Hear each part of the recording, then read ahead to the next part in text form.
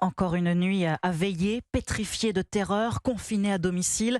Depuis samedi et l'attaque surprise du Hamas, les habitants du sud d'Israël craignent autant les tirs de roquettes que les terroristes infiltrés qui tuent et qui kidnappent. En 2 jours, plus de 700 morts, plus de 2000 blessés et plus de 150 personnes prises en otage. Le gouvernement a juré qu'il ferait payer son offensive à l'organisation islamiste. Dans le ciel d'Israël, cette nuit, les roquettes ont fusé comme des comètes vers Gaza. Plus de 500 cibles ont été frappées.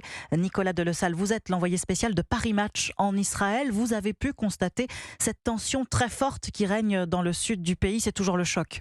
C'est encore un état de sidération qui est en train de se transformer en colère, en fait, réalisation de ce qui se passe et désir de vengeance. Du côté de Sderot, par exemple, on a des scènes assez hallucinantes. Ça continue à des gens sortent des bunkers après être restés plus de 30 heures, sont dans un état de panique, de terreur. Des militaires patrouillent absolument partout, des policiers attrapent des mecs suspectés d'être du Hamas, les mettent en caleçon, vérifient qu'ils n'ont pas d'armes sur eux, puis les embarquent.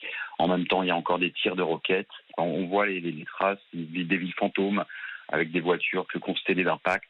En même temps, du côté de Tel Aviv, la solidarité se met en place, une espèce d'union sacrée qui se crée entre les gens par exemple des réservistes qui voulaient faire grève avant tous ces événements qui sont en train de monter au front, littéralement, dans tout le pays. Il y a un effort de solidarité. À Tel Aviv, il y a plein de gens qui donnent de la nourriture pour nourrir les gens des zones attaquées. Dans les hôpitaux, c'est des cris, des gens qui cherchent leurs proches.